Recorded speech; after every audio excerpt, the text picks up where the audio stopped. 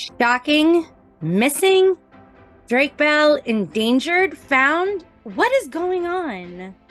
Well, let's see.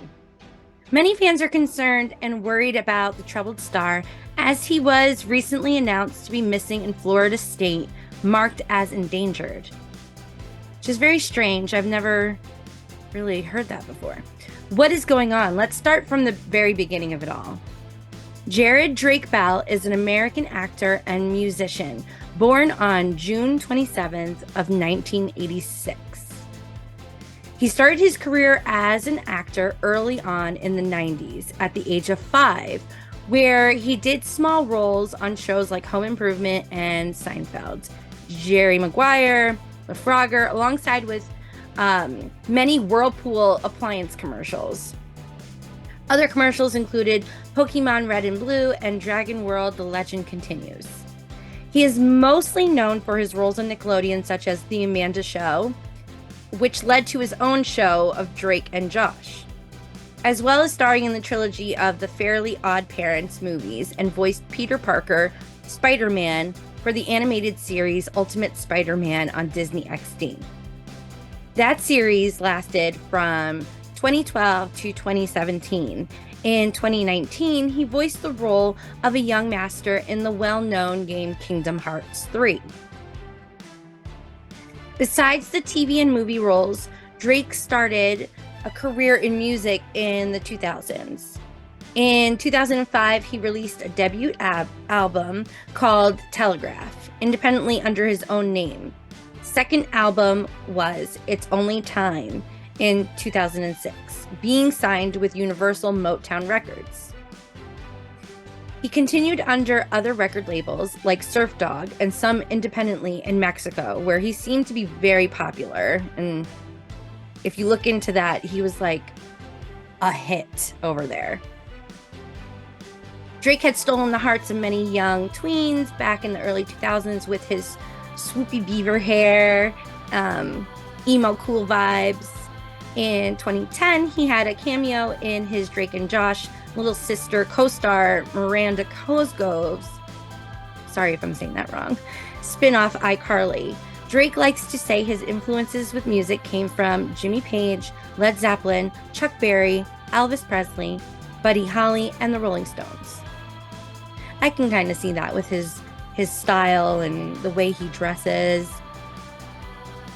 Something many have forgotten was back in 2005, he had a car accident that resulted in a fractured neck and vertebrae, a broken jaw, and the loss of 7 teeth, and deep lacerations to his face. Part of his recovery was that he was required to have more than 70 facial stitches and had to have his jaw wired shut for 2 months and underwent surgery, his chin and mouth as well. In 2014, Bell struggled with finances, which ended in resulting in his home being taken away by foreclosure and filing for bankruptcy. Around this time, before the public knew anything, his life was falling apart. In 2015, he was arrested in December for driving under the influence in California at 2:45 a.m. after police officers witnessed him swerving and driving well over the speed limit. He was released on bond for $20,000 and pled not guilty. Of course he did. Eventually, in September 2016, he pled guilty and was sentenced to 4 days in jail and 4 years of probation, which would require attending an alcohol education program. Let me tell you, Drake only served 1 day and was let off for good behavior. Yes, 1 day. And all because he was well behaved. For 1 day. Whatever. In August 2020, his former girlfriend from the late 2000s, Melissa, I believe it's called, her last name's Lingafelt, accused Drake of verbal and physical abuse during their 3-year relationship. Bell denied all these allegations. Again, of course he did. Melissa dated the star roughly around 2006 and had made remarks that he was both an alcoholic and abusive to her. This ex-girlfriend who also claims she witnessed him prey on underage girls, stating, "I don't pray that people will come forward," she told the Daily Beast. "I know they will." Oof. She sounds pretty confident on that. At first, she was a little hesitant to get into the topic of underage girls, saying she was scared.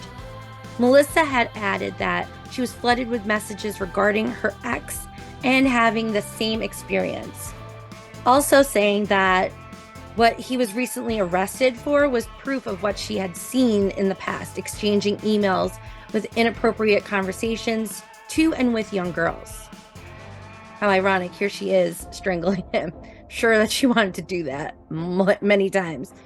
She also stated that things she saw on his computer was crazy, extremely questionable, and in her words, fucking insane. The following year may be trying to replace and erase the previous year's scandal. In 2021, it had been announced that he had actually been married for 3 years. So they kept it a secret, citing that he and his wife, Janet Von, I'm going to say this wrong, Schmeling, had been dating for 5 years prior and had given birth to their son, Jeremy Drake Bell, which shocked fans. Surprising the world, Bell was arrested in Ohio on charges related to attempted endangering a child and disseminating matter harmful to juveniles. Okay. So the summary was a 15-year-old victim who had a well-established relationship with Bell for several years prior, who had attended his concert back in 2017. The Cleveland police had found that Bell had sent the minor inappropriate social media messages, and for months leading up to the concert meet. Drake was 31 years old at the time. Again, he pled not guilty and was free on a personal bond of $2,500. And he was ordered to provide a DNA sample. He agreed to not contact the accuser and was set for pretrial hearing in June. At pretrial, he changed his tune and he pled guilty to 2 charges. On July 12, 2021, the then 15-year-old, now 19, had made a public appearance making a statement accusing him of sexually, her, while she was underage, in addition to the endangerment charges. He was sentenced to 2 years of probation and 200 hours of community service. He was approved to serve these hours in his home state of California.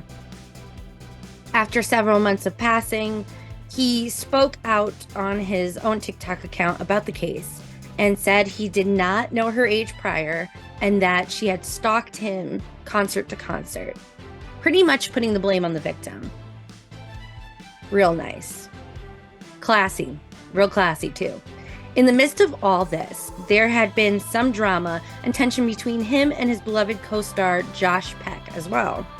Drake was hurt that he found out his buddy was getting married via social media and was clearly upset he was not invited. This began a Twitter diary-like war of his thoughts and all about it. Knowing he had a good amount of fans and supporters, it had turned ugly, where people were focusing their anger on Josh Peck's wife. Josh did not take this lightly. Josh had spoken out about all this, saying that Drake took to the internet and wrote tweets that immediately caught fire, and then went on to a press tour about how broken he was and created a narrative that just wasn't true. Now the two had worked together on the sitcom from like 2004 to 2007, where they played on-screen stepbrothers, and they were complete opposites. But the duo worked. It was funny. They apparently lost touch over the years, and Josh didn't feel it was really needed or thought of to invite Drake to his wedding a decade later. I don't blame him. Especially they were trying to keep it a small, very small, intimate family ceremony. At this time, Drake shared and then deleted a series of tweets that aired the dirty laundry. One message had said, "When you're not invited to the wedding, the message is clear. True colors have come out today." Message loud and clear. Ties are officially cut. I'll miss you, brother. If you watched the show, that was their thing, how they said that. But ouch. Let's be real, though. He knew loyal fans of the show would start a frenzy about the end of such a duo and friendship.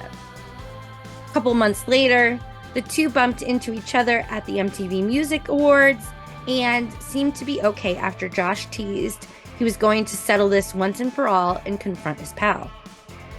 Both shared a picture of them embracing each other on social media, hugging. Josh then invited Drake to make an appearance in one of his vlogs reuniting. People started to think it was all good when they both even poked fun about all the wedding drama and the feud. Josh openly explained that him and Drake had not spoken in about 10 years after the show and said that respectfully, he didn't tell the public that and no one needed to know, calling the fact a dirty little secret as it would break the hearts of some fans. Understandable. On the night of the wedding, Josh claims Drake sent him a horrible text message calling him out for the no invite. Now, let's talk about this. Who wants to read or see such a horrible, mean message seconds before their wedding? Not I. I don't think anybody would. Come on. I feel for Josh. Cursing him out and all that. No. Josh goes on to say how his wife is not famous and very private, and now couldn't even enjoy her wedding day because her face was all over the internet regarding this and people tearing her down and apart. Horrible. I just had to eat it and let him go wild, he continued when he explained the details. Now, getting into behind the scenes of the infamous reunion photos, saying it was the most Sopranos thing he had ever done. He looked at him and went, "Go apologize to my wife right now, or else something bad's gonna happen." Apparently, he said okay and went straight to Peck's wife. He said he watched Drake do a whole 5-minute performance of an apology. Drake's then wife had taken to Instagram later to refute Josh's comments in a now deleted video, how convenient, shared to her story. According to Janet, Josh asked him nicely to apologize and that his tough guy narrative was just that, made up. Cute baby. It had just seemed that the two grew up doing a show together and just went separate directions and simply grew apart, which happens. Eventually, the couple, Janet and Drake, created their own podcast called Drake and Janet.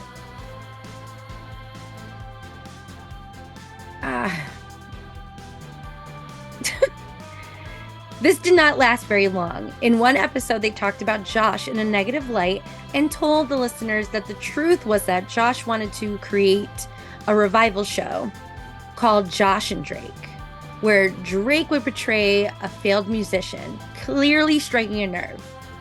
I mean, if you look into it, Drake does very well in other countries with his music, and he's actually like topping charts and everything over there, but not so much here. So for him to make a storyline like that, it kind of pissed him off, which again, kind of understandable, but we'll keep going. Janet went on to say how it was belittling of a role and felt it was like retaliation. Janet seemed to be vocal in protecting Drake until they called it quits in late 2022, which was just a few weeks after US Weekly obtained photos of Bell appearing to huff balloons in the car with his child. Ugh. Sloan had covered this and has some past incidents with that couple. If you don't know, check it out. I will link the videos and everything down below in the description. Definitely check out those videos. It goes into great detail as well. Drake apparently pulled up in the driveway of his home in LA and started to inflate a pink balloon that was in his lap. He then inhaled it until deflated for about 6 to 7 times over the course of 30 minutes. Then he got out, went into his house, and then came back out and took his son out of the rear of the vehicle. So he clearly forgot his kid in the car. This is suspectedly that he was huffing and inhaling nitrous oxide, causing dizziness, disorientation, dissociation, and impairing balance and cognition. He was out of it. He was, which also had led to some light hallucinations. In the state of California and federal law, it is illegal to use nitrous oxide as a recreational drug to get high, similar to the classic whippets. Stating, "I'm healing and trying to find peace. This will be a process. My son is with me and will stay with me. We are in Florida with family and are safe. We are finding our forever home." This was quoted and said by Janet. Despite going their separate ways, for their son, they continue to co-parent with special events and moments such as Disney trips and vacations. Fast forward to today's news of Drake Bell, it was announced that he was missing and considered endangered. It was released that he was traveling in a 2022 gray BMW, and his last known location was potentially the area of Mainland High School on April 12th around 9 p.m. A high school? Okay, a high school was named as his last location. That just doesn't sound good, especially with his underage issues and past stuff. But I don't think anybody was like connecting that, but I did right away. It's a little bizarre that they would say it like that, but okay. Being that he was missing in Florida, it is possible that he was visiting his ex-wife and child, but we don't know for sure. It was then confirmed by law enforcement officials that they were in contact with Mr. Bell, and he is safe today on the 13th of April. As of 10 p.m., Drake Bell had come out to say that he left his phone in the car after being reported missing by Daytona police, claiming it was nothing more than a simple misunderstanding. Responding in a tweet, of course, with a bit of sass. "Leave your phone in the car and don't answer for the night at this?" Do you believe Drake Bell? What do you think he was doing in Florida? Why did they label him missing and endangered? Mentally, he might not be in a good state regarding issues with his previous marriage and estranged wife and child. We don't know. But tell me what you think in the comments below. In my opinion, from what I've seen and felt in interviews of Drake, seems to be a little bit narcissistic and doesn't want to even try to see the light in the fact that he is alive and can still make up for time and change to become a better person. Doesn't seem like he cares to. And just won't own up and man up to his wrongdoings. I mean, the world has seen it, read it, heard it. If you care, just try your best and just own up. Be truthful, be honest. It's not that hard, especially after everything's out there. I was more of a Josh Peck fan, to be honest, as I've watched him in a few shows and enjoyed his humor. Both men are very talented, and they're both very good looking. But only one, I believe, has been honest. Thanks for tuning in. I'm Leenda, and that's For the Record, Your Honor.